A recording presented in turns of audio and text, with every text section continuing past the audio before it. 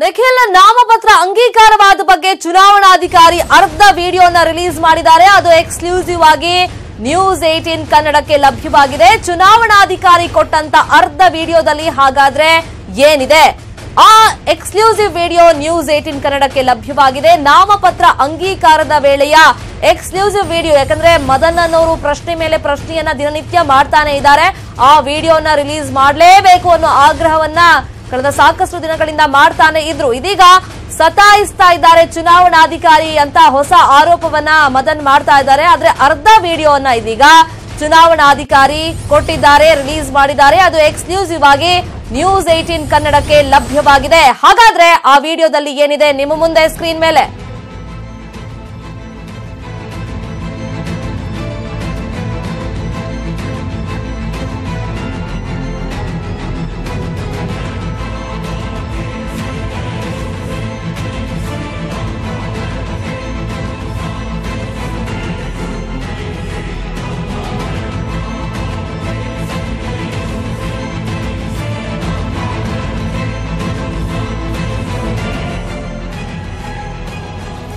ಈಗ ಬಹುದೊಡ್ಡ ಪ್ರಶ್ನೆ ಎದ್ದಿರೋದು, ಆರೋಪ ಕೇಳಿ ಬರ್ತಾ ಇರೋದು, ನಿಖಿಲ್ ಕುಮಾರಸ್ವಾಮಿ ನಾಮಪತ್ರ ಸಲ್ಲಿಕೆ ಮಾಡಿದಾರಲ್ಲ, ಈಗ ನಿಮ್ಗೆ ನಾವು ಸ್ಕ್ರೀನ್ ಮೇಲೆ ತೋರಿಸ್ತಾ ಇದ್ದೀವಲ್ಲ, ಸೊ ಇದು ಅಕ್ರಮನ ಹಾಗಾದ್ರೆ ಸಕ್ರಮನ ಅನ್ನೋ ಪ್ರಶ್ನೆಯನ್ನ ಮದನ್ ಅನ್ನೋರು ಮಾಡಿದ್ರು. ಯಾಕಂದ್ರೆ ನಾಮಪತ್ರ ಅಂಗೀಕಾರದ ಸಂದರ್ಭದಲ್ಲಿ ಅಲ್ಲಿ ಆಕ್ಷೇಪ ವ್ಯಕ್ತವಾಗಿತ್ತು. ಯಾಕಂದ್ರೆ ಇವರು ಟೈಮ್ ಎಲ್ಲ ಆದ್ಮೇಲೆ ಅಫಿಡವಿಟ್ ಅನ್ನ ಸಲ್ಲಿಕೆ ಮಾಡಿದ್ದಾರೆ, ಅದಕ್ಕೋಸ್ಕರ ಅಂಗೀಕಾರ ಮಾಡ್ಕೊಂಡಿದ್ದಾರೆ.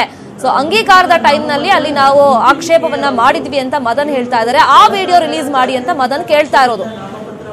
ಸಲ್ಲಿಸಿದ್ದಾರೆ 4 ನಾಮಪತ್ರವನ್ನ ಸಲ್ಲಿಸಿದ್ದಾರೆ. 15, 16, 17 ಹಾಗೂ 17 ಎಲ್ಲ ನಾಮಪತ್ರವನ್ನು ನಾವು ಪರಿಶೀಲನೆ ಮಾಡಿದ್ದೀವಿ. ಒಬ್ಬರು ಸೂಚಕರು ಮತ್ತು ಅಫಿಡವಿಟ್ ಎಲ್ಲವನ್ನು ಕೊಟ್ಟಿದ್ದಾರೆ. ಎಲ್ಲ ನಾಮಪತ್ರಗಳು ಕ್ರಮಬದ್ಧವಾಗಿರೋದ್ರಿಂದ ಇವರ ನಾಮಪತ್ರವನ್ನು ನಾವು ಅಂಗೀಕಾರ ಮಾಡಿದ್ದೀವಿ. ನಾಮಪತ್ರದಲ್ಲಿ ನಾವು ಅಫಿಡವಿಟ್ ಒಳಗಡೆ ಡಿಸ್ಪ್ಲೇ ಮಾಡಿಲ್ಲ.